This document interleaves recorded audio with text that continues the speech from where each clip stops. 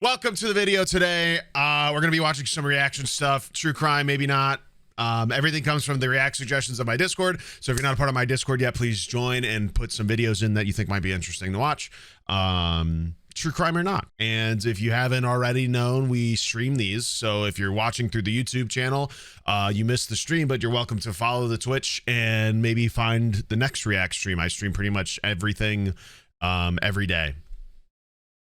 I take like maybe a day off. I don't know. And if you're watching on stream right now, you should probably go sub to the YouTube channel.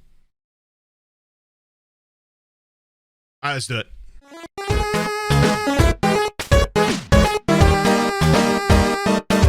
Want to watch some true crime?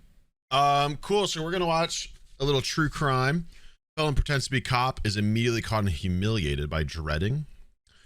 I think we've seen a video from this channel before. But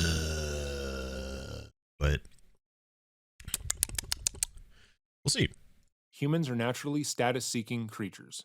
For young men in particular, the leap from adolescence to adulthood is often marked by a gnawing insecurity. Who am I? How do I prove my worth to others?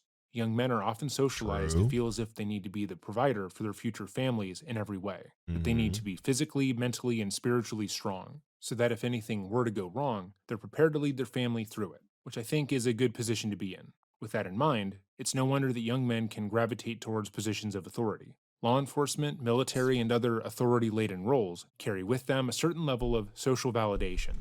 People listen to police officers. People tend to respect soldiers. People, even if begrudgingly, tend to defer to authority. But it takes a certain amount of perseverance to obtain one of those positions. No, it doesn't. You can't just walk into a police station, fill out a resume, and leave with a badge.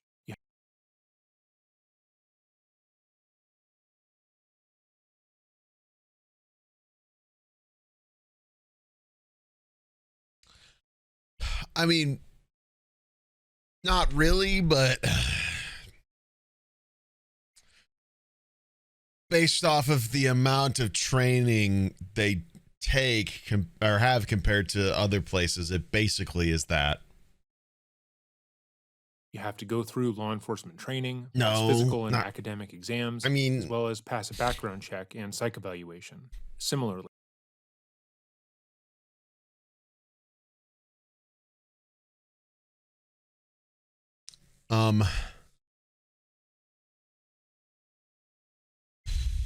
yes, but also like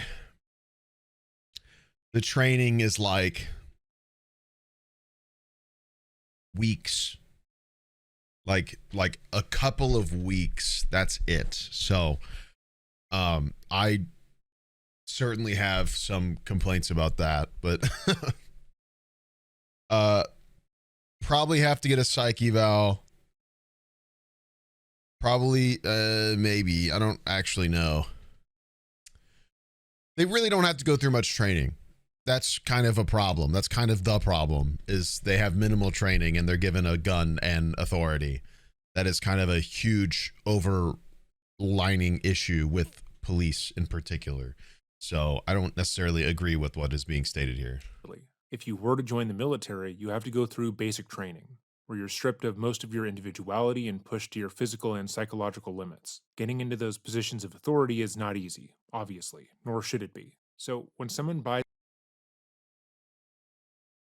a fake badge or some flashing lights for their car and begins pulling over other vehicles in their small town, what they're really doing is temporarily inhabiting a role where they don't have to question whether they matter. The costume answers that question for them. It's an elaborate power fantasy, one where they can finally get the proper respect and acknowledgement from the world around them. These men are insecure, yes, but also astonishingly unproductive. They don't see the value of working towards their goal for whatever reason, and they feel like they're owed success by the world at large. Most of these men feel that they see the world in an objective way, that they know right and wrong better than anyone else, and therefore should be made officers of the law, even without any training.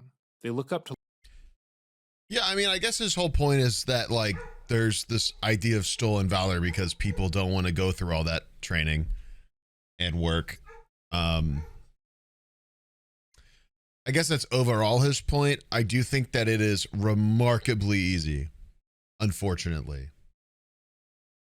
I think it is remarkably easy compared to what some people think. I mean, ICE agents are being given basically full permission to just be authoritarian. So they're not necessarily going through much training at all. Given a mask, given permission to basically not be accountable for anything. Not to mention the people who were trained and are held accountable don't actually get held accountable. So lots to disagree with, I gotta say, but it's okay. I think his whole point is stating that like there are parameters to getting to these positions, and some people shortcut that by impersonating because they think they're owed that position rather than have to go through that process to earn that position. I think that's the point. I doubt he's trying to be like, well, it's hard.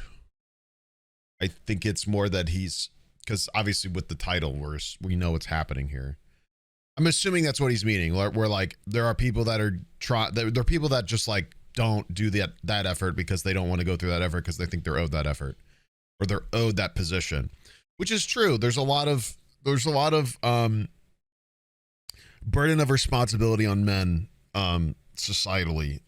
You know, there's people that have to deal with far worse, but I will say, like, as a guy myself, I think that there is this obligation of responsibility inherently put on me to just make sure I'm taking care of people I care about or doing the most I can to do that. And if I'm not capable, there's something wrong. Like, it's a negative if you're not able to. So that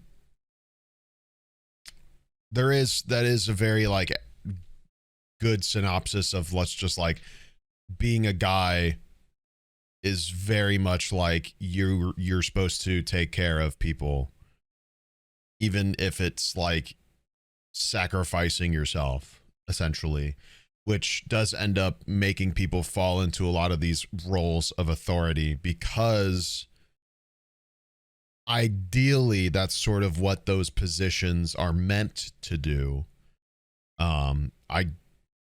They're not typically done that way because you get a lot of selfish people as well, and power hungry people able and willing to abuse that sort of position. But in the ideal scenario, a lot of these jobs personify that idea of duty and protection and responsibility. So, To law enforcement, but also resent the very idea that they could be told what to do by them.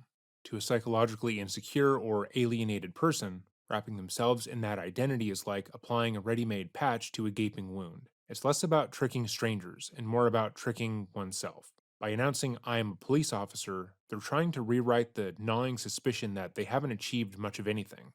Psychologists call this impression management, but at a deeper level, it's about compensatory identity. The fantasy of being a cop or a soldier or an authority figure provides what everyday life doesn't: certainty, respect, and control. yeah. And crucially, the uniform is a shortcut. It circumvents the hard, slow process of earning status through work, discipline, or social contribution, and instead offers instant I wouldn't say validation in slow. the eyes of strangers.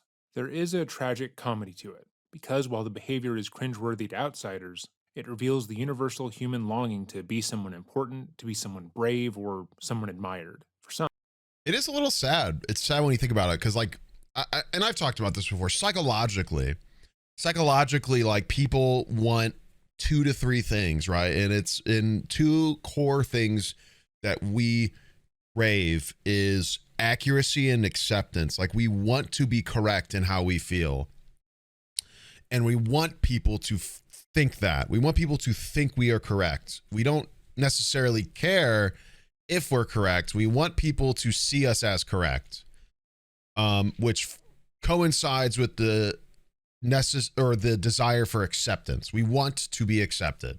So you get people that go into these mindsets of like, that's the only thing that matters, even if I have to shortcut that. So you get people craving these authoritarian roles because it gives them this immediate acceptance of what they're saying, no matter what, because there are people out there that don't question the police, period, because they're in a position of authority and power. So you get people who crave this sort of like position solely to reach these social acceptances, whether or not what they think and what they do is accurate or true or good, whatever. They care more about the acceptance position and what that means rather than if their position is even a good level of acceptance, let alone a morally good level of accurate and like responsible. You have people who lose the plot and care more about gaining that rather than earning it, or even earning it in a way that is like the best possible way, or like the healthiest or the most morally correct, whatever. Obviously there's plenty of nuance to that, but I think what he's saying is overall pretty good. Like I said, I mean, I have complaints about the process in which police are trained. It's pretty shortcutted. It gets worse almost every year. They try to find ways to make it less and less because they want to fund less and less. Because once again, they want the authority, not the education. They certainly don't. There's a lot of people that certainly do not care to be morally correct in their behavior. They just want the social acceptance and authority that position of a police officer, for example, in this gives, rather than the moral obligation that it should give in terms of responsibility and like upholding protection and the law to everyone, not just who they feel like is worthy of that or necessary for that. But yeah, you get a lot of people who feel this way. This is why, and this is also why like a lot of people try to be content creators, because myself as a creator, even especially doing something like this video, I could just say whatever the fuck I want, and a lot of you would just shake your head because you trust that I know what I'm talking about. And I understand that. I try to be at a level of like, I don't want to abuse that power. There are plenty of people who do abuse that and just say whatever because they understand that there is a power dynamic here that's imbalanced. And you guys see me above yourselves in a way that can be contorted. I don't try to do that. I don't want to do that. I really don't want to take advantage of my position. I'm grateful to be here. There are plenty of creators who do this. You'll see a lot of them do stuff with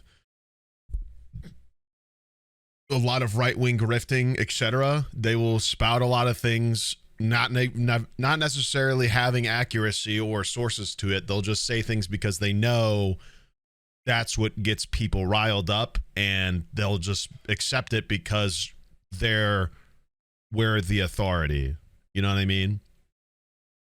I try to be as responsible as I can with what I'm talking about, because I think one, the lack of criminology experience and knowledge that people have in the United States is constantly abused and manipulated to favor authority, and people should be very familiar with their rights, and we should have a very big emphasis on that education that is constantly thwarted and put down because people in charge do not want the education of the general population because of their desire to manipulate and abuse that power. It's important to know your rights. I try to make that as clear and make that as possible as I can in my own regard.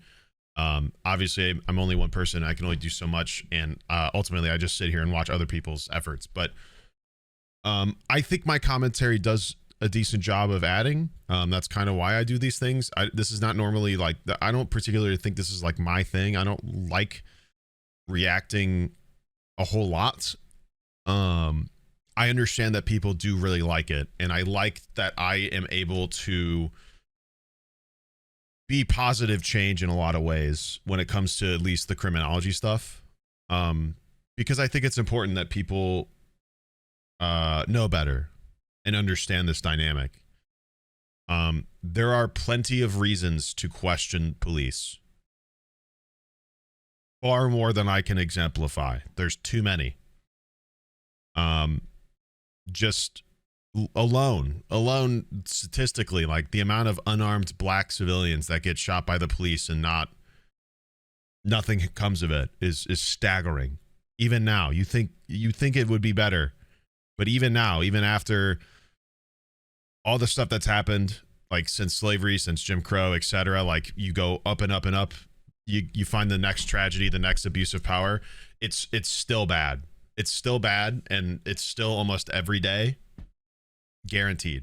And that is one staggering issue, and it is a big one, and there is plenty more. I've already broached on the subject of their training regimen. It's not very long. It's not very in depth. Education and exposure to things that people are worried about and stereotype is a huge, important piece of destroying stereotype. So, demonizing a position, or demonizing people that the police are meant to protect and uphold, even despite having opposing ideas, views, etc., creates this idea of an opposition, which is not good when your whole point is to be protective of everybody, right? There is not much emphasis on training the police to be good communicators, period, unless they specify that sort of thing with hostage negotiations, etc. It's bad. There's a lot of issues. Like I said, that is two, and I could spend an entire 6 hours just going over however many issues there are. So, I hope I do okay. Like I said, I'm really, I don't try to be a massive, I really don't try to take advantage of my position. I'm grateful to be here, and it means a lot that a lot of you continue to watch this stuff and support that I watch this stuff, because I love that people put effort into this sort of thing, and I'm super happy to watch it, as because especially it helps me take on sort of a teaching role for a lot of you, because some of you don't know this stuff and were never told this stuff, and it's your basic rights in American society. I mean, I guess a lot of you might not be, but still, some of this stuff still applies, even, globally. The last thing I want to do is abuse this position. It's a very lucky position to be in, and I'm very grateful for it. And the support that you guys give me, however big, however small, at whatever time in my life, I'm just grateful that so far it's been like 6 years. I think September was the 6-year mark that I went like full time, which is just mind-boggling, first of all, but besides the point. Anyway, tirade over, so let's continue on. Some, that longing is channeled into sports, art, or real service. For others, it's lived out in the aisle of a grocery store, where pretending to be a cop makes them feel, for a fleeting moment, like the main character in a world that otherwise passes them by. Welcome back to another episode of Dreading, or if today is your first time here, welcome. Today we are going to be reviewing another case of a man caught pretending to be a police officer. This time we're going to be reviewing the footage of Michael Scaletta whatever that is. Tietus? Fucking serious? Michael Scaletta Teat, as made public by Sergeant Pepperspray. Alright, we're off to a rocky start here at Dreading, but as always, we will leave a link to the original video in the description box down below should you want to watch the footage without our commentary. Channels like theirs are the reason why channels like mine can exist, and without them, we wouldn't be here. So I encourage you to send them some support. So with all of that said, let us begin. I feel like I went on a huge According tirade to the talking. I'm getting a Kitsap phone Sun, call, so I'm just going it's to let not the video first play time while that I 49 take this phone year-old call. I Michael hope that's okay. Silette has had a run-in with the law. In 2015, Michael would be charged and found guilty of felony hoax by false bomb due to an incident in Cumberland County, North Carolina. He served 185 days in prison for the felony, which meant that if he ever attempted to become an officer of the law, he would immediately be turned away. This kind of obstacle is not uncommon in these circumstances, as most of the men we have covered who attempt to pass themselves off as law enforcement tend to have something in their lives that would preclude them from the service. Sometimes it's age, other times it's physical ability, and others still acknowledge that they wouldn't pass the psych evaluation. Like most of the men we have covered who falsely represent themselves as police officers, Michael worked for a security company called Stefan Group International, which is contracted by the Salvation Army. A coworker would later tell police that Michael even wore police paraphernalia while on the job, which they thought was strange. However, Michael would later tell his coworker, as well as his employer, that he also worked as a fire inspector and a law enforcement officer. He allegedly told them that his security position was just something he did on the side in order to make more money. He was informed while he was working as a security guard he could not identify himself as law enforcement, but of course he did so anyways. According to those who worked at the shelter, Michael was fairly aggressive with those he came into contact with. It seemed the small amount of authority that a security job provided had already gone to his head, and he would often lash out at those who worked at the shelter or needed to use its services. On September 4th, 2025, Michael had attempted to act as backup to a Bremerton patrol officer at a local 7-Eleven. However, in that interaction, he seemingly didn't pique the other officer's suspicion. Usually, when we review these body cams, the person pretending to be the police officer is actively trying to avoid contact with other law enforcement officers. They don't want other cops in the area to know what they're doing, because it would become obvious that they're not actually on the force, usually because they're so young or their costuming is so weak. They view themselves as moral, upstanding young men, so they have a hard time lying to the men they idolize. But not Michael. Strangely, he attempts to work alongside other police officers, showing up to active police scenes in order to lend a hand, as it were. This is sort of a high risk behavior that we don't usually see, because it's almost as if he were asking to get caught. However, as we're about to watch, that is not the case. So, what is going on here? For the majority of people, lying, especially to authority figures, puts them on edge. It activates the brain's limbic system, putting them in a fight or flight response, as they feel like they're doing something wrong. However, there are some people whose brains categorize those feelings as being pleasurable and exciting. They enjoy lying because it gives them a sort of high, where they can feel powerful for just a moment. This kind of risk taking behavior usually escalates with time, with the person lying to friends and family before lying to their employers and so on. We can actually see that here with Michael, as he lied to his boss and coworkers and is now lying to the police. He is well aware that there are negative consequences to what he's doing, but that's a risk he's willing to take. While we cannot say for certain that that is what Michael is literally doing, that's really the only rational conclusion we were able to come up with, based solely on how ridiculous his plan is. So, with all of that said, let's get into the footage. On September 4th, 2025, a man near Seattle, Washington shows up at an active police scene wearing body armor with a SWAT patch. He carries a metal police badge and drives an unmarked car with flashing blue lights. Were you on the phone with him? They asked Who? us to come outside. I thought it was for you. Who else to come outside? I don't know. He's on the phone with him. No, I thought I was pulled over because I thought you guys needed help with that. Oh no, no. We thought. No, I'm confused right now, man. This is my first day back in a while. So I was out with COVID, and it was bad. There are a few things of note here. First, it's obvious that in his outfit alone, he is attempting to pass himself off as law enforcement. That cannot possibly be argued. He's wearing a tactical vest, he has a fake police badge pinned on the front of his vest, and he approached the other officer as if they were peers, which objectively they are not. As previously mentioned, most men who get caught pretending to be police officers don't usually go out of their way to mingle with actual police, and for good reason. In most departments, especially in mid-sized towns or cities, most officers know each other. While they might not be good friends, they would share passing familiarity. They would probably see the same people every day, and would at least be able to recognize their peers if they were to see each other out of uniform. So Michael's appearance out of the blue would be odd, but he knows that, and he's come prepared with a reason as to why responding officers might not know who he is out of the gate. Without provocation, he tells the officer that he has just come back from a long time away, because he had a pretty severe case of COVID. He's hoping that the other officer just accepts his story on its face and moves on.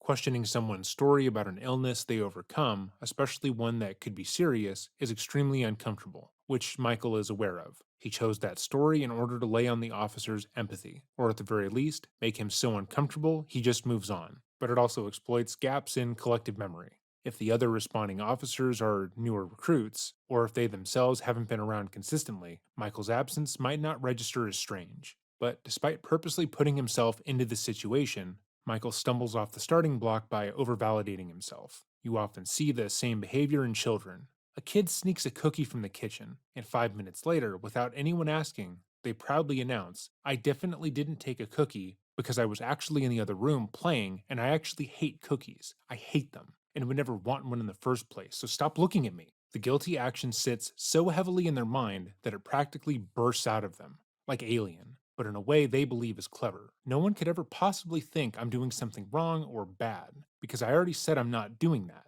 So, how do you do, fellow officers? Nothing suspicious here, but Michael does the same thing here. The responding officer hasn't interrogated him or even implied suspicion at all. But before anyone can say a word, Michael rushes to fill the silence with an unsolicited explanation. It's his first day back. He's been gone for a while. He had COVID and it was bad. This is the psychology of guilt in action. When someone is lying, they often overcompensate by layering in details that nobody asked for, desperately trying to preempt questions that haven't been raised. Ironically, the very attempt to look authentic ends up signaling deception.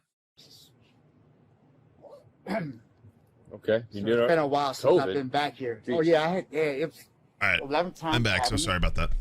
and it was the worst. I Your had to go to the 11th time? hospital, get breathing treatment.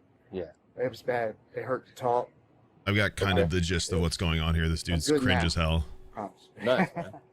Again, Michael overexplains himself here, which the other officer did not ask for. He is so insecure about what he is doing, he sincerely believes that he's being questioned, when that is not happening at all. Unfortunately for him, most police officers know how to spot when someone is lying to their face, as they routinely deal with that every day. So he's not doing a very good job so far. But he doesn't know that.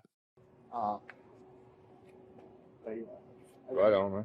just getting back here this afternoon, as soon as I'm talking with the shift change and debriefing with him, they're like, this big fire, like they made it out way worse Oh, what it okay. was, and I Yeah. was like, what's going on? No, he popped out, and I was like, dang, I thought you were like one of our detectives at first. I know some of the guys were with the task force, but it's really with the sheriff.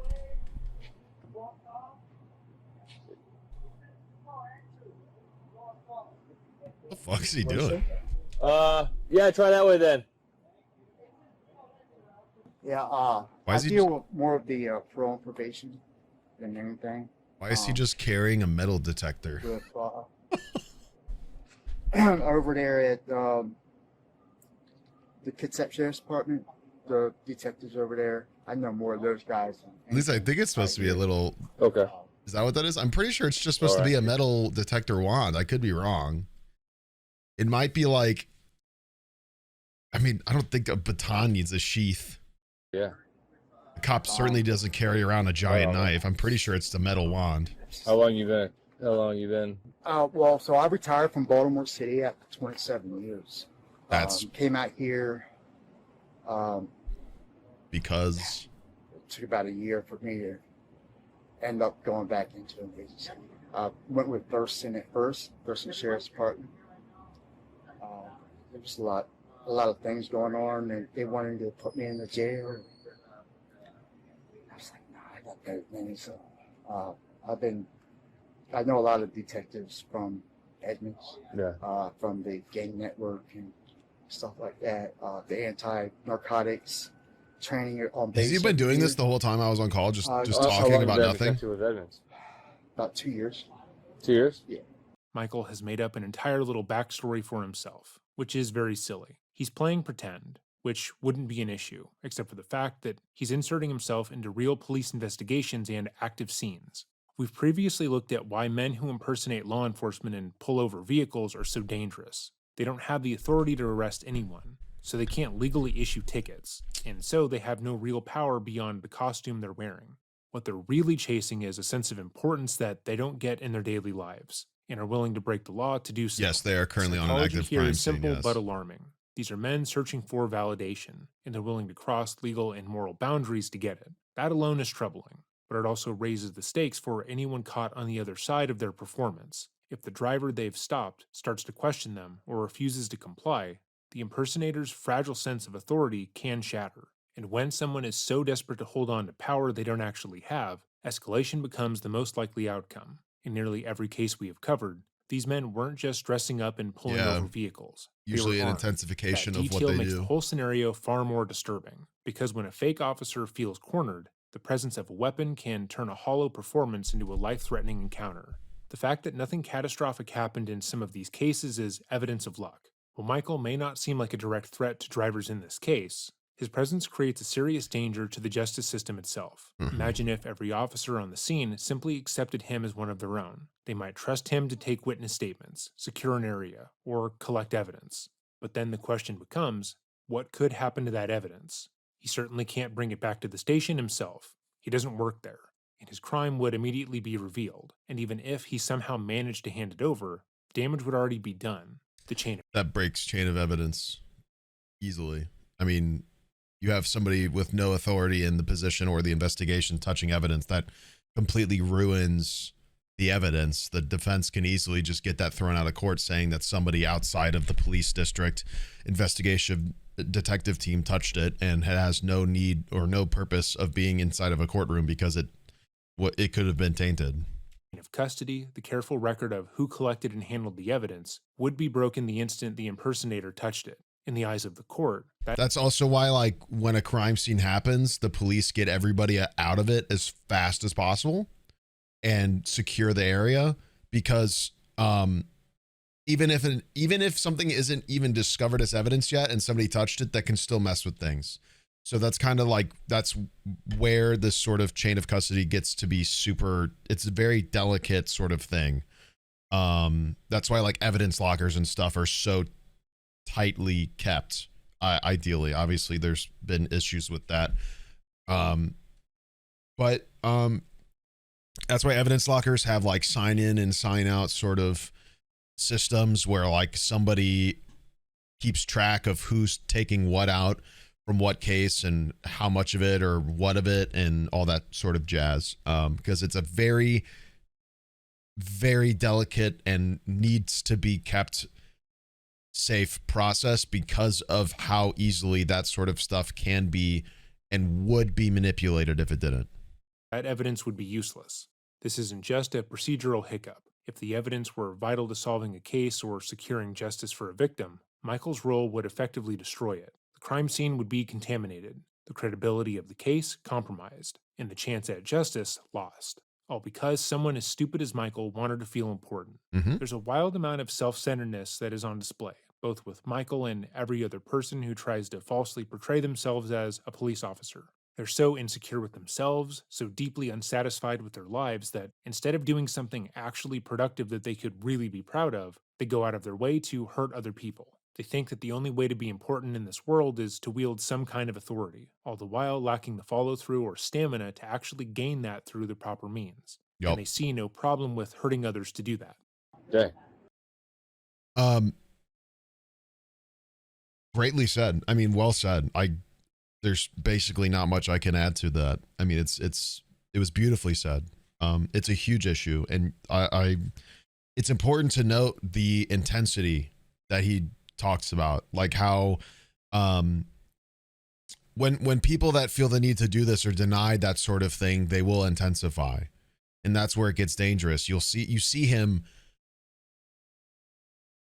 fully decked out. I mean, like, why does he have all this shit?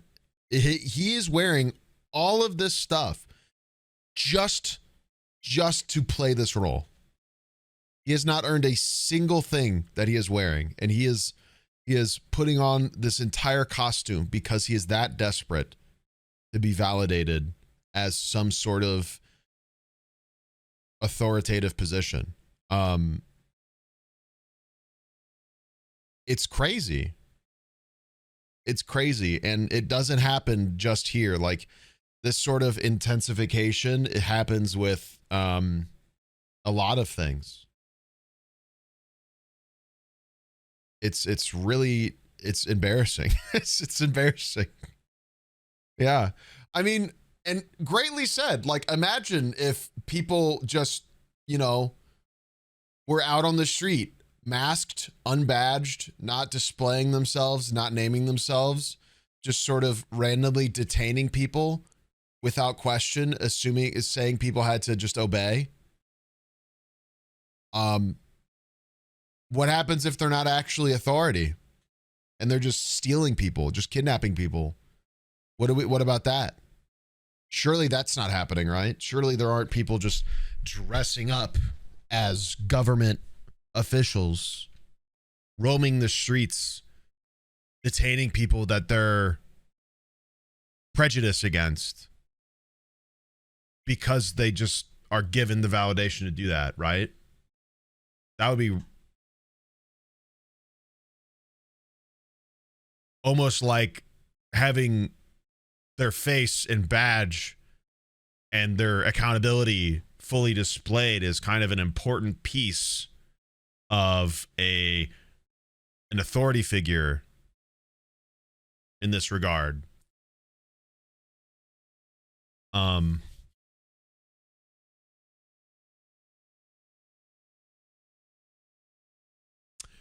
Because I don't know, maybe if they were displayed, they probably wouldn't be doing 75% of what they're doing.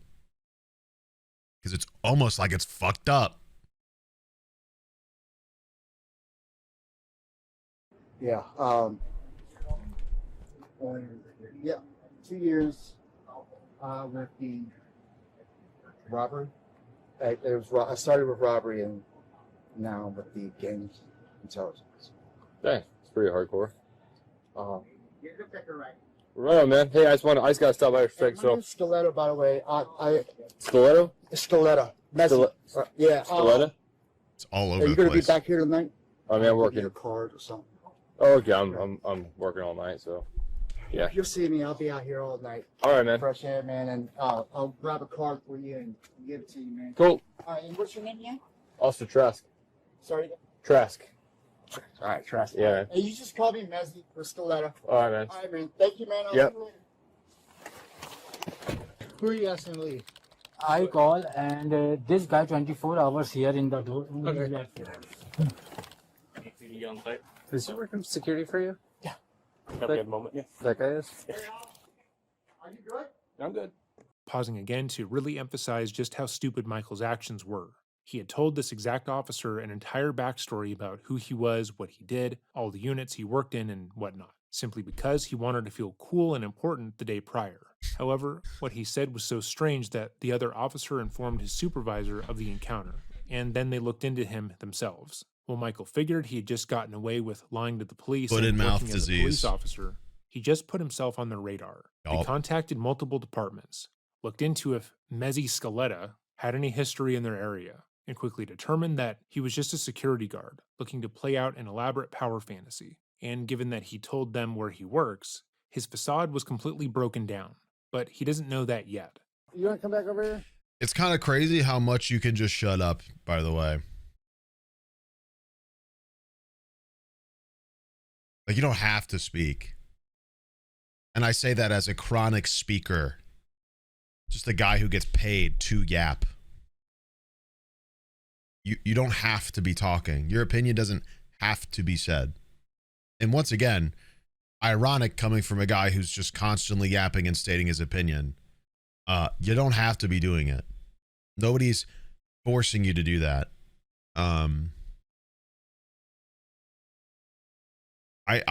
It's honestly a skill set to know when to not do that.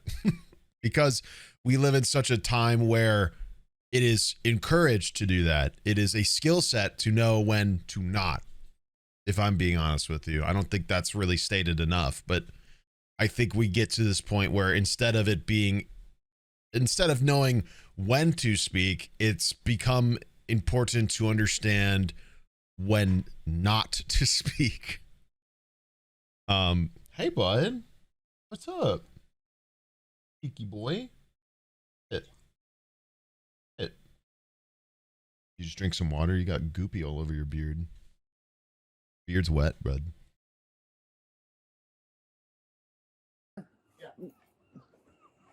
I was talking to some other guys. So you work for Edmonds PD? I do.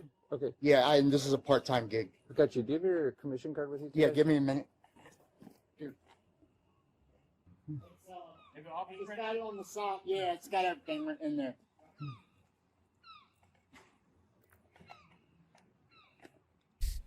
No, Random didn't find seagull. it. Sorry? No, he's going to. It's in my other bag. Oh, okay. He's grabbing it now. Okay, how long have you been right. working for the Salvation Army? Sorry? How long have you been working off duty for the Salvation Army? I'm here almost every other week. Every other week? Yeah, and then I also work down at the KRM. Okay. And what's your full name? Mezzy Scaletta. Mezzy. That's your- SDALE. He says the most first confidently name? ever. Mezzy. Correct.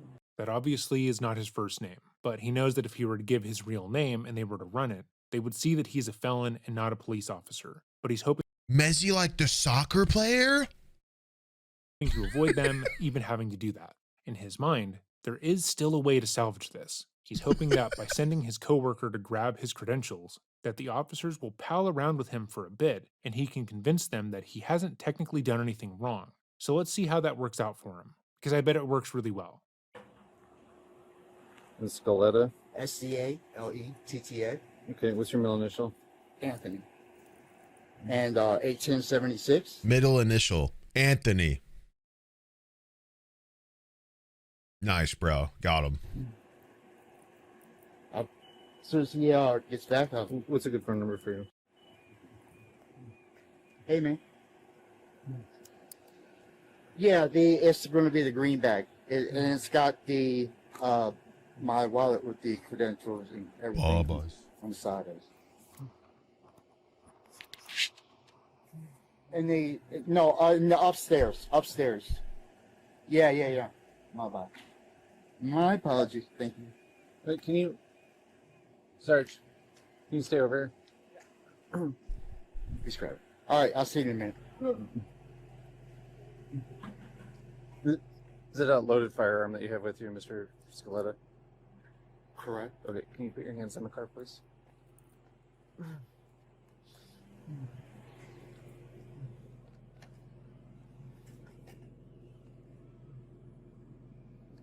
I'm not familiar with the retention of this holster. Just keep your hands right there. Can we not do this in front of everybody? I mean, really? Yeah. Michael doesn't seem to understand that he is in no position to ask them for any sort of favors here. He has actively inserted himself into multiple cop active persona police is calls Messi. and irreparably hurt those cases, all because he wanted to feel like he was an officer of the law. That's not a victimless crime, nor is it something that most officers It is kind of cringe when you think about it. He's literally LARPing, except he's endangering people because he's LARPing somebody who should be like protecting people, and he's like responding as the protector with zero training or authority instead, because he's literally such a shriveled human being that he desires this without any sort of drive to earn that. It's so cringe. are willing to overlook. But these things likely never occurred to Michael. Yeah. In his mind, LARPing with a loaded firearm. True. Yeah. Like imagine somebody went to a con. Imagine like Comic-Con pulled up and some dude showed up as Cloud with a functioning Buster sword. It was just fully a sword. Whole ass sword. Just fully capable of slicing through people. Are you stupid? Like actually crazy. because he hasn't actually hit anyone, he can't be accused of hurting anything. And Boomer's got because his goal Boomer's was to got his help the paw in my officers, hand. their negative reaction was uncalled for. And just like keeping your hands on that. Yeah. I appreciate it. Okay.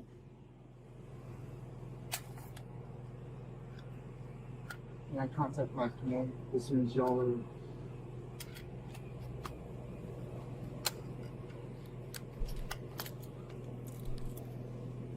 You have any other firearms on, sir? No, sir. Okay. I'll do it. So you're not under arrest right now? Okay. You're detained, right? Yes, sir. Why would you put the gun right in front? Like, I mean, I guess they're handcuffing him. Can you call my? Yeah, we can take care of all that. Yeah. We can take care of all that. We can make all the phone calls. It needs to be done. All right. My God, look at his legs. Look at Boomer's legs in the camera right now. He's rolling around right now. And so His credentials. Edmund. What agency did you say you were with? Edmund? You were with Edmonds. Edmund. Yes. Okay. You understand there's being a tanner. I understand the whole process. Yes, I do. Okay. You want me to take photos? Yes, please.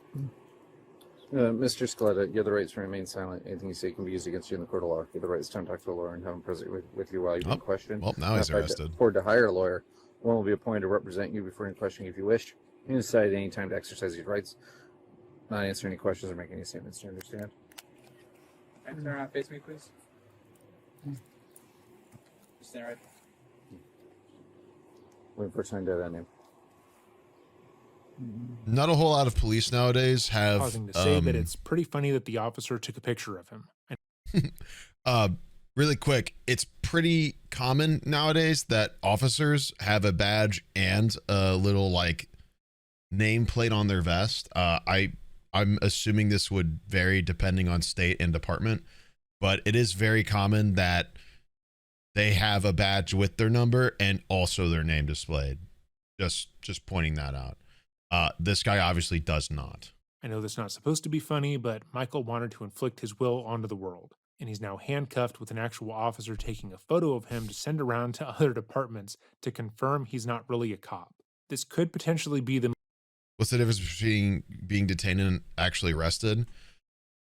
Being detained is the cops have a suspicion you're involved in something that is a crime, and they're holding you in order to make sure you don't run away, essentially. That could be either on site or eventually they're suspicious of you. Yeah, it's a great way to put it.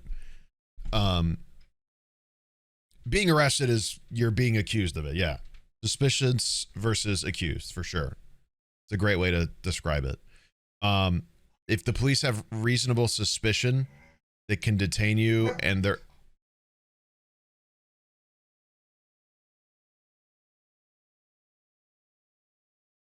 he's just looking at me. What? Boomer is upside down staring at me. Good?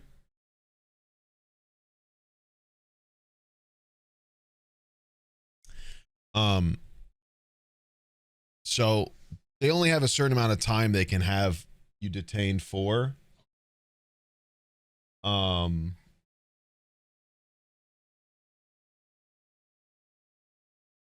But yeah, so they need to find something to verify that suspicion, essentially, to be able to arrest you. They can't just be like, we're suspicious, you're detained, now you're arrested.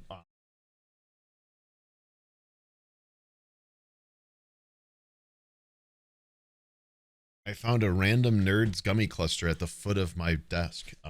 Okay. That's going in the trash. Anyway, if they're suspicious you're involved, they'll detain you, and then they have a certain time period to figure out if that suspicion is true. Otherwise, you basically have to be let go legally. So there you go. most embarrassing thing to ever happen to him. Say go ahead. You ready? No, I'm hearing them. Lester Scaletta, Sam, Charles, Adam, Lincoln, Edward, Tom, Adam.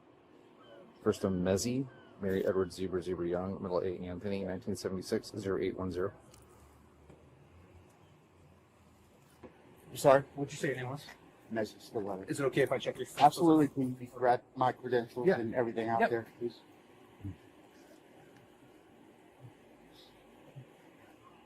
Hello. Will you attach that close hit, please? Sorry? No, I was talking about this part, please. Boomer is now on the other side of me. What? I had ticks, so I had to rest him. That's why. Okay. I What was your first name? Mezzi? Mezzy. Mezzy, I'm Trevor. Michael has already begun to display a variety of self-soothing behaviors while waiting for the police to confirm that he's not actually a cop. Since he's been handcuffed, he has bent forward a fair few times. It's a motion often seen with runners trying to catch their breath. as a way to draw deeper inhales. In Michael's case, it's less about oxygen and more about regulation. His heart is probably pounding, his thoughts are racing, and his body is instinctively searching for ways to settle itself. At the same time, he rocks from side to side, shifting his weight in small, restless steps. This kind of movement is a classic outlet for nervous energy, a way to bleed off some of the tension building inside. Another detail stands out. His blinking has noticeably increased.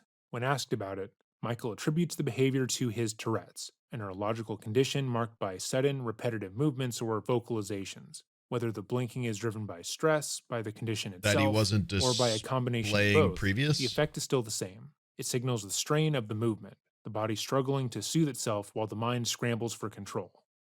Thanks. So He's stimming. I mean, I know you're making a joke, but yes.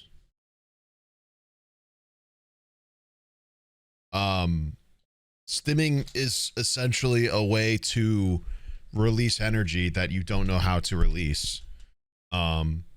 So it kind of, you're right. Stress does in fact like trigger stims like that. You don't necessarily need to have some sort of neurodivergency to have the need to stim or regulate. Stress is plenty of motivator to cause people to do coping mechanisms like he's being described as doing. I don't think he's really, I mean, it's a great thing to point out. He's definitely not sitting here saying that he's guilty because of these things. He's just pointing out the contrast between his relaxed behavior to his unrelaxed behavior since being detained, which is worthy of note because once again, like, he's stressing and he's finding ways to relieve that stress even in this situation that he wasn't displaying this stuff previous. It's an interesting note. Once again, I don't think he's saying that he's guilty because of these things. There's plenty of other shitty channels that are willing to say that, but we don't watch them. So Do you understand why you're detained right now or no? I don't know.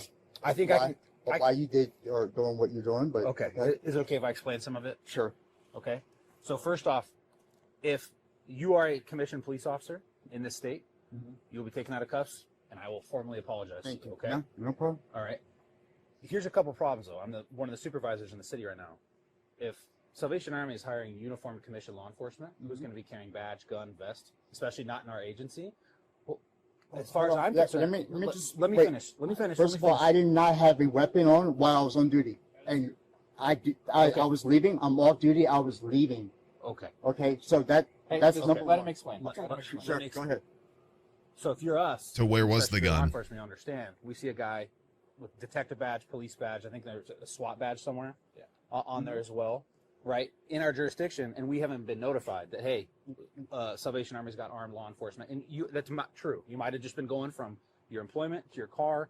However, when we came across you, right, you're uniformed and armed. When we came across you, that's an accurate statement.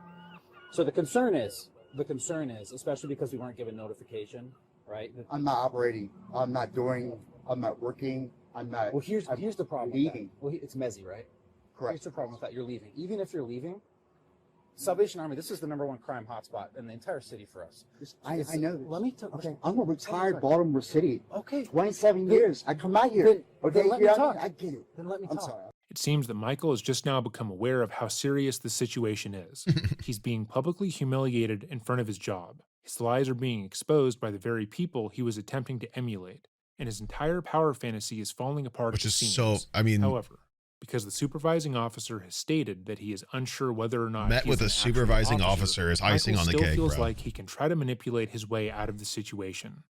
He is met with like one of the guys who's like in charge, essentially, of like beat cops. So Makes a desperate appeal to authority, claiming to have been a Baltimore police officer for 2 decades, languishing in the injustice of being detained. He begins to get agitated, which would make sense if he were actually being honest here. However, none of the other officers have been moved by his statements.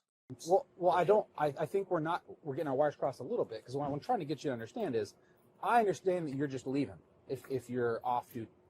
But if you know that this is the highest crime area, right? If you know this is the highest crime area in the city, and you know that that's likely, due with your law enforcement experience, that we're going to be in the area, probably not the best idea to be wearing a vest, armed, going to and from, Yeah. because it's going to make us think some Well, things, up to and including possible criminal impersonation of a police officer.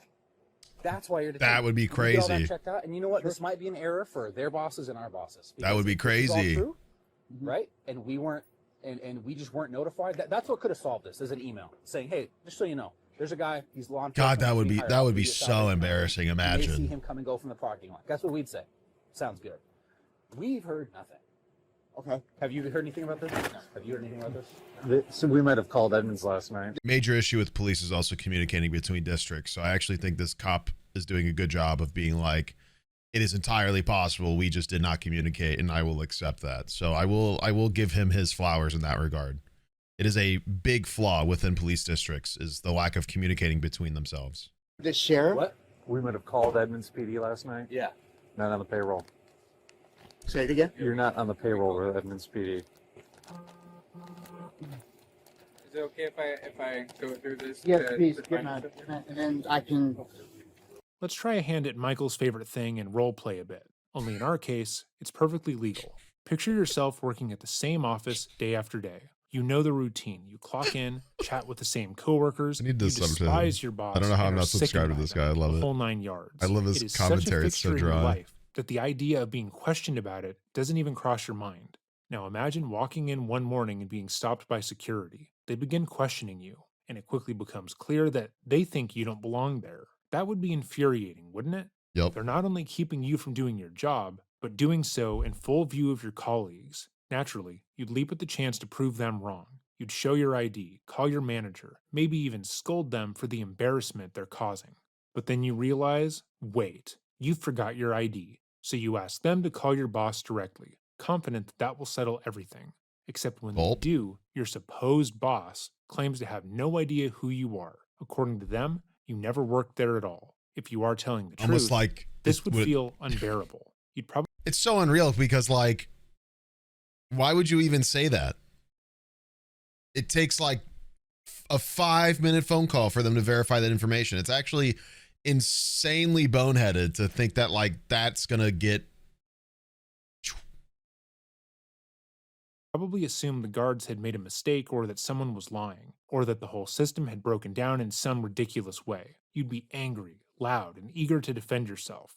Or maybe you would feel like you're going crazy, like everyone around you had lost their minds, or you're being pranked. Michael, in contrast, doesn't react that way. Instead, he accepts that his, quote, supervisor is for some unexplained reason lying about him to the other officers. Ah. In his story, he isn't outraged at being publicly humiliated or Course. furious that his one lifeline has failed him. Of course. He just shrugs and folds the contradiction into his performance, as if his boss lying about his employment is just a silly little thing that happens from time to time. Yeah, And of that brings course. us to another telling detail. Despite all his The claims of being classic. part My of the boss department, forgot I Michael existed. never once refers to a colleague or supervisor by name. When he was first cuffed, he asked the officers if he could call his supervisor to clear things up, but he doesn't name anyone.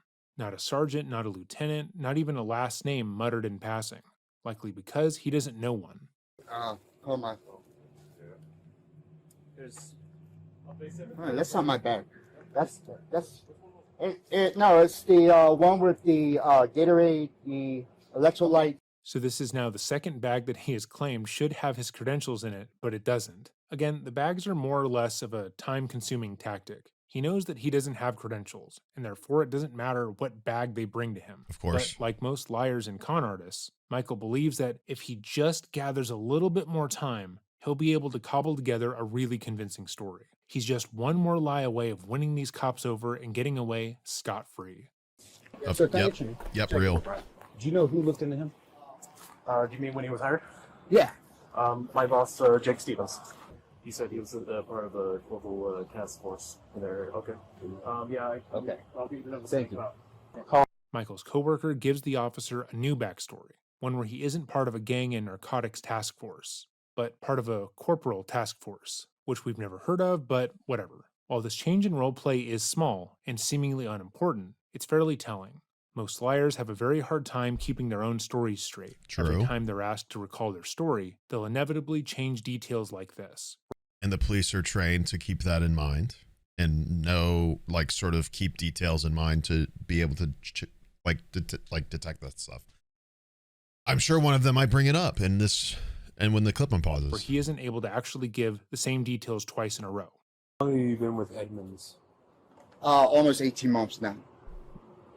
18 months. Yeah. So I was at Thurston prior. Thurston County Sheriff's Office? Yes. You're at Thurston for? About a year. So when I retired from Baltimore City, Maryland, 4 years ago. I came out here. I worked at the detention center for As a little opposed to what Baltimore City? Derek, they put me in the detention center. I didn't like it, and I was able to secure a spot over at Edmonds after getting some other certification. The fuck? And it's What? 18-month, contract. Again, this backstory is patently any different of from that- the one he gave before. He Did seemed to anybody have really catch focused any of on the that? idea That sounded he like retired mumbles from the Baltimore and Police jumbles. Department after 2 decades, but almost everything else has small changes to them that show he's lying. Moreover, he cannot stop moving while he's talking. He's so anxious that he feels the need to shift his feet just to get that energy out of him, which illustrates that someone is not a good liar.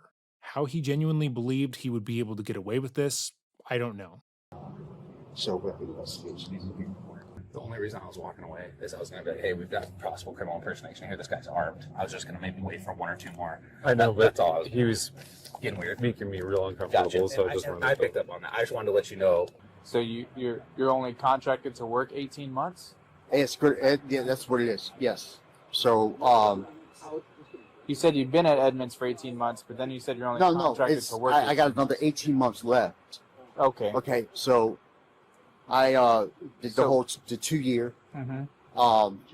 This is so hard to watch. If you were only contracted to work someplace for 2 years and have already worked 18 months of that contract, you would not need to work another 18 months. You'd only have to work 6 months. That'd be 3 because there years, are by the 24 way. months and 2 years. Why am I explaining this? That's basic math, which apparently is something that Michael can't do at the moment because he's so nervous that he's just saying whatever comes to mind. That signed on for the 2 years. I got 18 months left.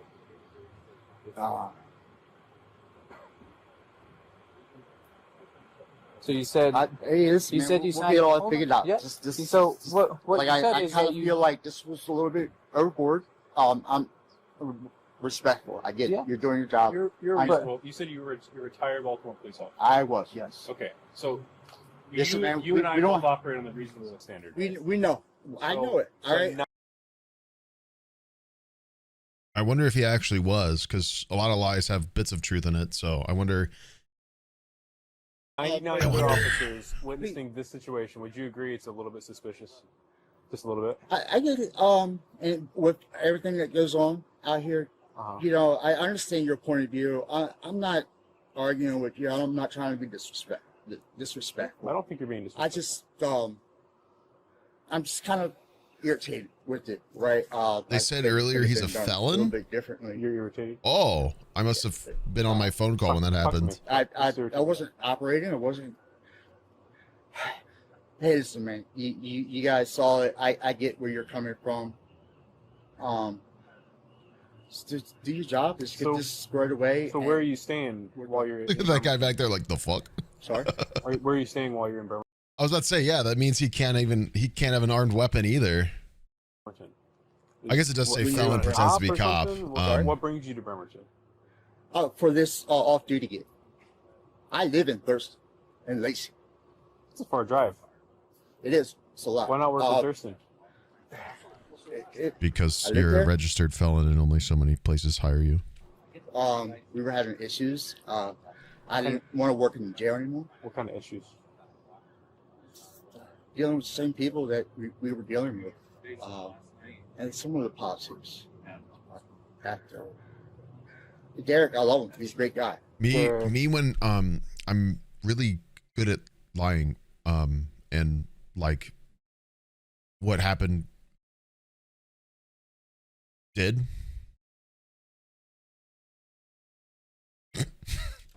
Sanders. So, right? When he became sheriff, a lot of things have changed. It's different out here. I do things different. How long have you known Sheriff Sanders? 57 One of years. the oldest tricks in the liar's handbook is outsourcing credibility. If you can point to another person who allegedly saw the same thing, or heard the same story, or already knows, I can't wait for your Sheriff tale Sanders suddenly to not feels less exist. far-fetched, especially if someone already believes that you're lying, like in the case of D.D. Moore. Psychologically, this works because humans are wired for social proof. When other people appear to agree, our brains shortcut skepticism and assume the claim is more likely to be true. It's the same reason a restaurant with a line seems better than an empty one next door. Michael attempts to do that here, simply by saying the name of the sheriff in Thurston. This doesn't work, and has only given the officers another person to contact to see if they know who he actually is. Been here 4 years now. 4 years. Yeah. Right before he became sheriff. He pulled up on Casey and turned on blue emergency lights inside the car and got out and was like, hey, I'm moving to Edmonds.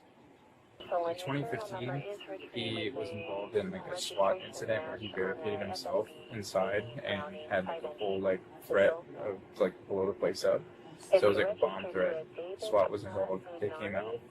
He was detained and arrested. Where's he? In District of Columbia. That was the links. Back in 2015. He's saying that he retired from Baltimore City Police after doing like 24 years. Bruh. Of 4 years ago, which he's a convicted felon. He wouldn't be retiring 4 years ago.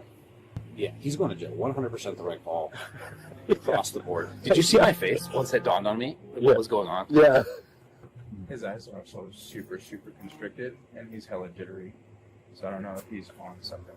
There's something pretty funny about the fact that Michael, prior to being Gen cuffed, Z-ass thought cop he was right doing there. a really good job here. He believed that every officer he came across bought his story hook, line, and sinker, and he likely rode that high for a long while. However, Because you know why? Because police are really good at just letting people talk. It's honestly a really good social skill that they end up learning through the job.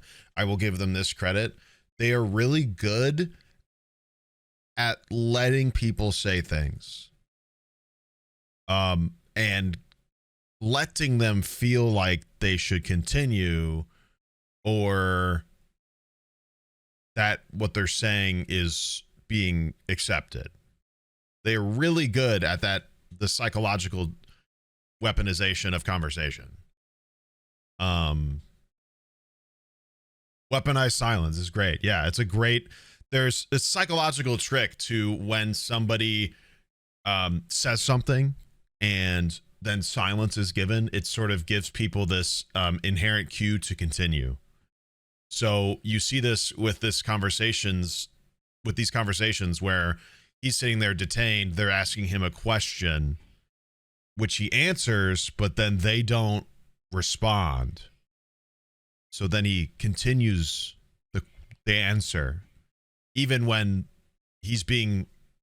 nobody's saying he needs to continue to convince them otherwise. It's fascinating. the other officers he was working alongside probably felt that something was off from the start. They immediately began asking questions, calling other departments, and seeing if anyone had ever heard of him, which ultimately destroys Michael's power fantasy. Probably. You do it with customers at work. So, tell me what happened in 2015 with Baltimore PD. The riots are I think you know exactly what I'm talking about. the unit, yeah. All right, so Michael just looked at the police's body cam as if he were Jim from The Office. He's now aware that he's been well and truly found out, and that continuing to lie will not benefit him. So let's just see where he goes from here. I worked in the Watch Eastern the Precinct. silence. Listen to the silence. They were. We all knew what they were doing. We knew what was going on. It's a matter of time, and we already had. We knew the feds were there. See? But you keep your nose clean. You don't have to worry about. Well, I'm talking about the offense where you were arrested in Baltimore City. Me? In 2015.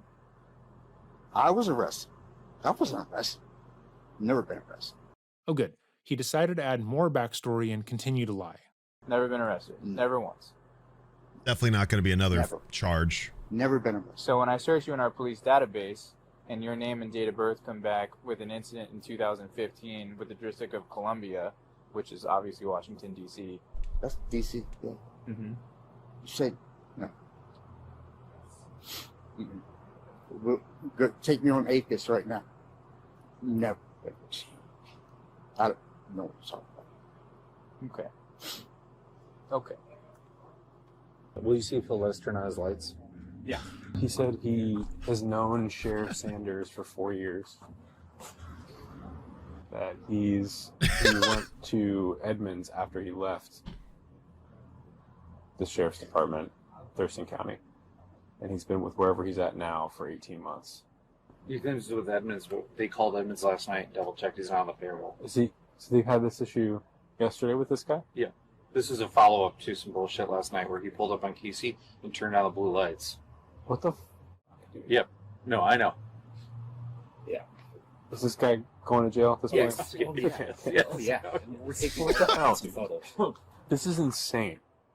Like the shirt is in the plastic. This was 2 months ago, by the way. This reflective vest is straight from Gauls. Yeah. Look, he's got a firefighter helmet too. Jesus Christ, man. Trying to do it all. We've already covered the amount of harm a person falsely identifying themselves as a What? police officer can do to individuals, Bro. as well as to the justice system at large. But they can also harm the active working officers. He's in just the area. straight up These are LARPing? men and women who Got actually did the firefighter hard shit and work to everything? qualify for their positions, who work to Me keep when their I'm a community safe. firefighter and wear my firefighter gear out in public without a fire to fight.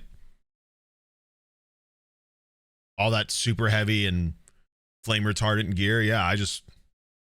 Yeah, they just wear that stuff in case of a fire. Duh. Safe and put their lives on the line every day. To see someone like Michael who's using the badge to inflate his own ego, they get properly annoyed. But it's good to see them bonding over mocking him. It'd be pretty funny. That's crazy. Got my wallet. I just want to confirm you're giving us the consent to search the vehicle. I just want to hear it from you, yes or no. Are you giving us consent to search the vehicle? What, y'all are gonna tear my vehicle apart? We're gonna search the vehicle. No. We're not gonna like. We're done. All right. We're done. No. No. Okay. You're not gonna tear my vehicle up. No. Well, now they're going to get a warrant, but Okay. that's going to be easy. Apply for a search warrant. Do what you gotta do. Let's remove the gear. Okay, sounds good. Let's solve that problem. Okay. How much of it's plastic, chat? How does this come off? Is it just like the It's a- two buttons and a zipper? Yeah. And then you should be able to unvelcro it on the side and just take it all off.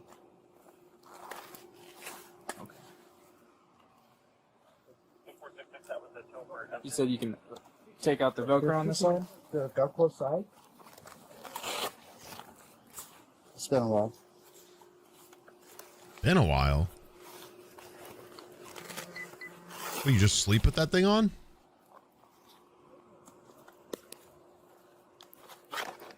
Man, my phone's in that pocket right there. Okay, give me 1 second.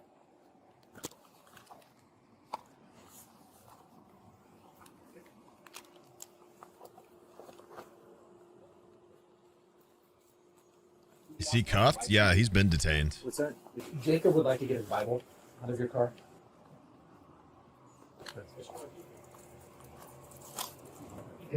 He's just grabbed the Bible. Yeah, he's grabbed. I'm not playing a game with you. I'm not.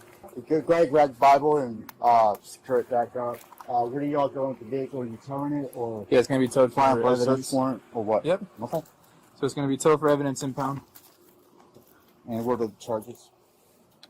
We'll go over that here in a second. What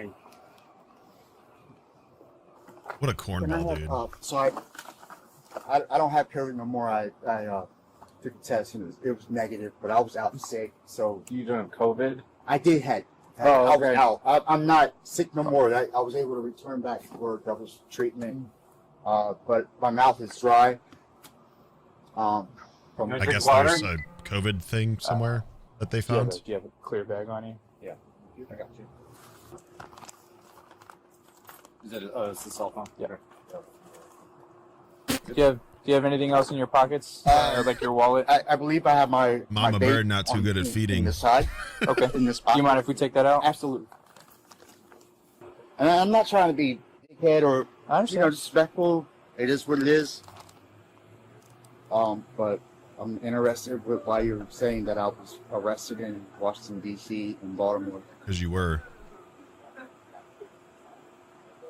Well, because we ran your data earlier, right? Whenever you This came up, cop's so and you contacted, confused as to what. How to even one of our answer officers this. and one of our sergeants earlier tonight. Because it's you. Earlier tonight? Yeah. I Like didn't. what? Yes, you did. Oh, with the fire across the street? Yeah. That was me. Okay. In my experience, most cops won't really approach an active scene while they're off duty, especially out of jurisdiction. Actually, really bad So, for them to do that. Whenever you do that, you have lights on in the car. You come up, you're saying, "Hey, I'm Edmonds Police," and that you're working an off-duty gig for Salvation Army. That raises a lot of flags, right? Yep. So hold on. So I think it was taken out of context a little bit, but I was coming on. I mean, somebody it's told all us on that there body was a cam. fire across the street. I was coming on. I wasn't Listen, armed. I didn't. Force it. No one said you were armed. Okay. I did. Because he was armed, it's on video.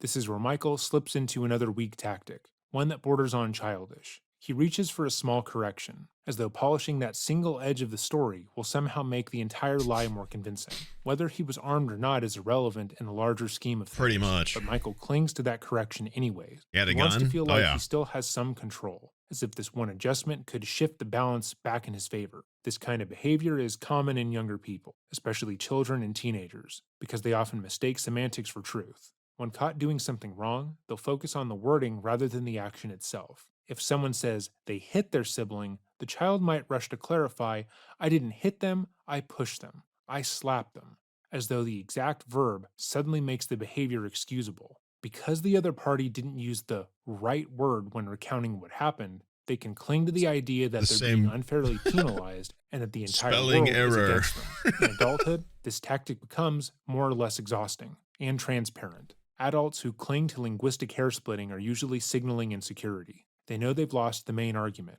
but they can't let go entirely. By contesting the minutia, they create the illusion of participation as a way to avoid the crushing silence of total defeat. That's what Michael is doing here. He knows the walls Great are closing synopsis, in, man. that his story is already falling apart. This guy A is tiny very correction gives him a well-spoken, flicker if I'm of honest with agency. you. But this is what raises a lot of suspicion. A lot of flags get thrown whenever that happens, right? Imagine if you were working, right? As you do a normal I beat get it. and in a normal spot, understand. and then I roll up and I'm I like this channel hey, too, I'm off yeah. duty as I'm wearing like my police badge. That's not really how that went. But That's exactly how that went. Okay. I told him I was doing security over here. Okay. We're the ones that told him that there was a fire over here. And that was it. I was like, I didn't do anything else. Okay. He was there, and that's all we needed. But this is your area, so yeah. I mean, it's nothing I'm gonna do out here or enforce or do anything. And I've never done that ever. Okay. Well, it's all on camera, multiple cameras. Okay. The Yeah, yeah, we got cameras. Okay. Here. I know. We have body cameras. 59 too, so months that's past. all- I that's never all on video. So the enforced or did anything. 59 months up. Beast. Thank you, bro. But you see why that would raise a lot of flags, right? And then when you provided your name to him, obviously we checked it. We call Edmonds, right? Edmonds says you're not on their payroll. Never have been. They don't know you. I love how shifty he is. Like, look how shifty this guy's being. And this dude has not left this position once. Like, absolute chud. This dude is just like demasculating him left and right and has not faltered. And it's very entertaining just psychologically to me. But that's very moot And then point here. we run what's called a triple. You know what a triple I is? Yes. All right. So we run. NCIC and they Well, it's a little more than just NCIC. Well, no, but- it's the database. Yeah, yeah. You want to last it before we dump this? I would. Thank you. It bears repeating that the men who pretend to be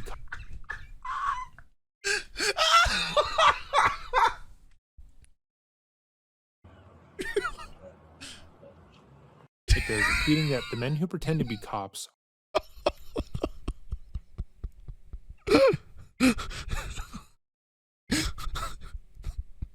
That's got to be a bit. The police have got to do that on purpose just to have that. There's no way that's how they need to do that.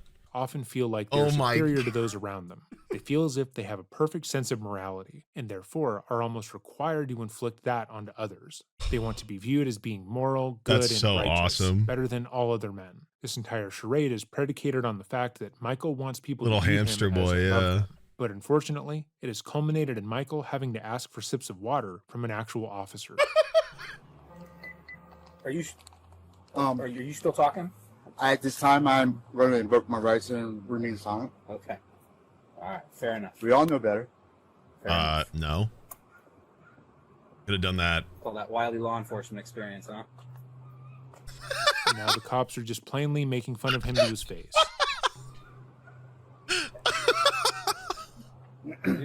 Nice. Yep, this is all his stuff. It's Skeletta Teats. Is that your call last time? Skeletta? Yes. Okay, walk this way, please.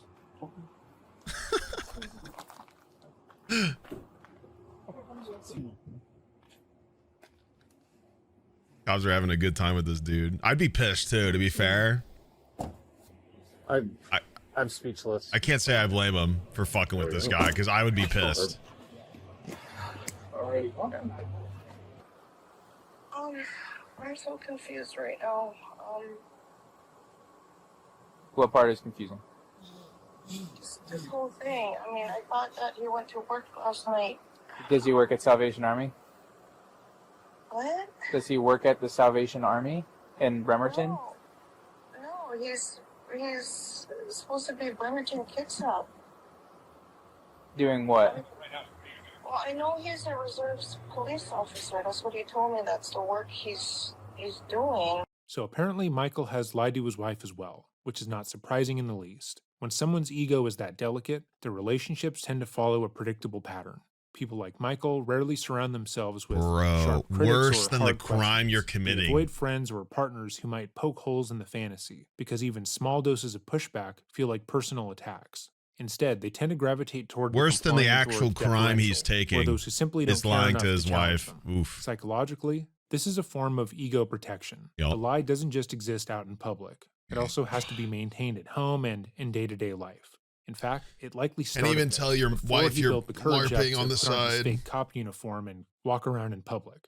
A strong-willed partner What a or a close dork. friend who constantly calls him out would shatter that fragile scaffolding in a matter of weeks. So, Michael, consciously or not, likely seeks people who will nod along and stay quiet, or even indulge the performance. The less resistance he meets, the more space his fantasy has to grow. This selective environment also explains why the impersonation escalates to public settings. When no one in your immediate circle challenges you, the illusion starts to feel real. But the moment it collides with actual scrutiny, the fragility is exposed.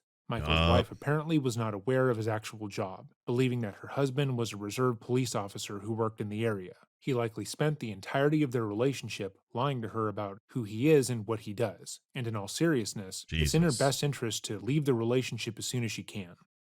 He's a reserves police officer for who? You know what? I don't know what. Well, who did he? So we called Edmonds. Edmonds says that he does not work for Edmonds. Has not. They have no idea who he is. Okay, so. And they're saying that he is a reserve officer in the Bremerton Kitsap area. So who is Poor he? lady, dude. Who does he say he's a reserve officer for? I know he's contracted. That's what he's told me, and Who is he contracted through? I don't know, sir. I'm so confused right now. Like I said, I just woke up. I thought you were him calling. Well, we're calling from his phone. Right. Yeah. I know he was with Intercom, and he also was with Issaquah He was working for Issaquah PD. as a reserves, but I don't have any paperwork, and Yeah, they caught a spy. Yeah. Yep. I'm actually working under the president, undercover. Okay. I'm not allowed to talk But, about you it. were convicted of, it looks like, a bomb hoax. A what? A bomb hoax in 2015. No. Okay, this says, Bro, in it literally, 2015, you're convicted of hoax by false bomb. You can't He was just sentenced deny to it. 4 months. No. 4 months in prison. What? No, bro. Okay. Uh-uh. Did you get your firearms right restored?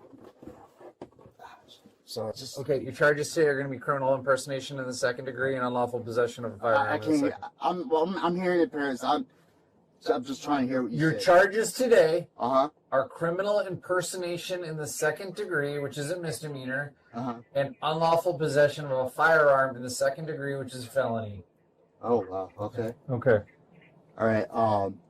And then do I? How does the court proceed? Like what happens? Despite denying his previous conviction, it would appear that Michael drops his facade entirely here. He's no longer pretending to have any law enforcement experience, as he asks what is going to happen to him, because he would obviously I was already about know to that. say he I would will probably say, have an idea it's if also he was kind a of funny cop. how he made a big show of invoking his right to remain silent, And his- only did not do so. Which You go to jail, isn't uncommon. and you'll get to speak to a judge either today or tomorrow, Okay. and then they'll determine your bail amount.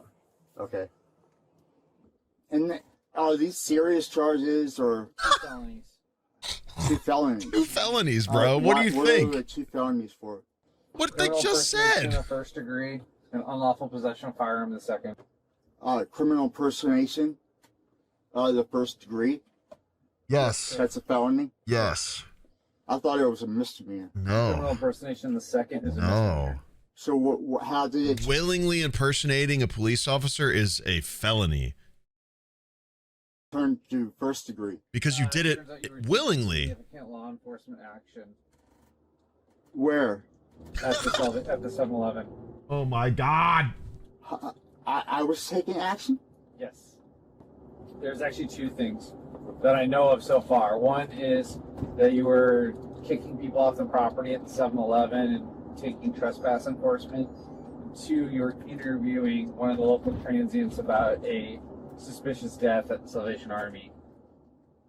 Pausing to note that now Michael is being a bit more honest. He makes the accidental admission that this wasn't something he did on a whim. He tells the officer that he thought criminal impersonation was just a misdemeanor, not a felony, indicating that when he was buying his fake badge and outfit, he looked up what would happen if he was caught, and it would seem that he thought a potential misdemeanor was no big deal. I mean, he is already a convicted felon. It's actually What? worse if you are actually worse for you if you are a felon and get a misdemeanor, but it's fine. I mean, like, it doesn't help your case.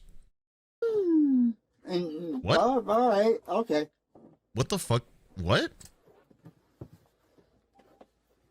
Oh man, goodness. What? Yep. And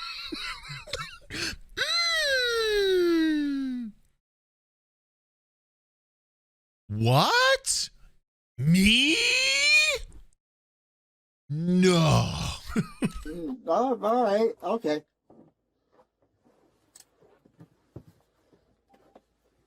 Oh man, goodness. A suspicious death.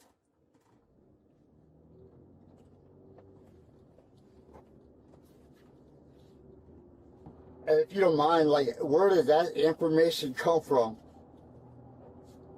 From all the people we just interviewed, Did you talk to the store clerk? we're going to. Yeah, That's thank what you. I'm doing right now. Because I told him you need to call he called local PD, and they know who. Yeah, there's nothing I could do. Yeah, that makes sense. Would you be able to talk to them before you charge me? Nope. Okay, thank you. All right, awesome. Too late, Do buddy. you know if he was able to get a hold of my wife? Yeah, yeah, hold of your wife. And do you know what she said? Yeah, she said that you told her that you were coming to work as a reserve officer for Bremerton PD today. There's something quietly me when my wife says the truth that I told her, but it's actually it's actually a different lie than I was giving the police officers.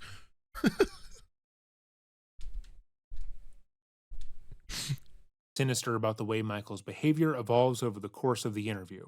In the beginning, he manages to maintain a veneer of professionalism. Yeah, he's like tweaking His nerves right are now. obvious, but overall, he kept to the script. He imitated the kind of calm, measured tone that real officers use, a performance designed to signal authority. Yeah, he's like and going composure. bonkers in the And for a back seat while, right now. He almost pulls it off. But once he's alone in the back of the police cruiser, that changes. His voice creeps higher, his words spill out faster, and his body won't stay still. The controlled image he worked so hard to project dissolves into compulsive fidgeting. Excessive or heightening of your voice as well is an implication of the power dynamic being out of your favor as well.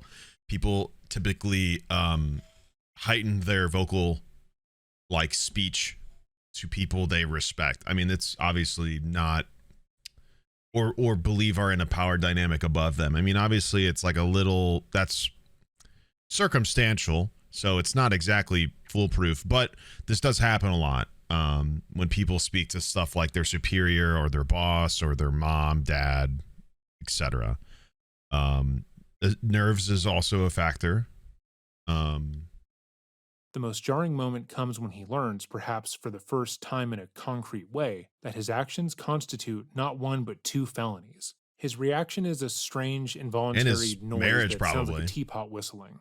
And ultimately, that sound says more than his words ever could. It's the sound of realization, the moment his fantasy collides head-on with legal reality. In that split second, the performance dies. What remains is not a convincing officer, but a man Yeah, that whose was the fragile melting ego, point. shaky lies, and carefully constructed facade have I all wouldn't say collapsed under careful. the weight of consequences he never truly prepared himself to face. The rest of the footage provided by Sergeant Pepperspray features other officers interviewing people Michael came into contact with. And as we have Awesome. no commentary for that portion, we will leave the video here.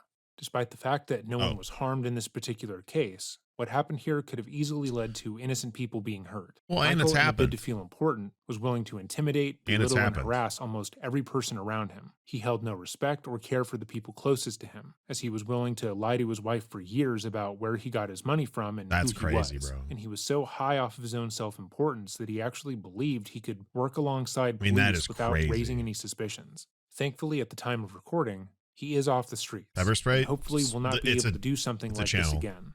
If you've It's footage, so I'm assuming this is like body cam, a channel that shows, yeah, it's like body cam footage. And the guy doing commentary is giving credit to this guy. humans are naturally So, great video. I actually love this guy. I thought his commentary was not redundant. I thought what he said is like well spoken. I think I love the dryness. And I think like he had it, not necessarily important. I mean, it is important. I think a lot of what he added was like really good information. If in case people want to know more about the breakdowns of this sort of stuff, I think this was great. I think he did a really good job. And I am now subbed. I hope to watch more.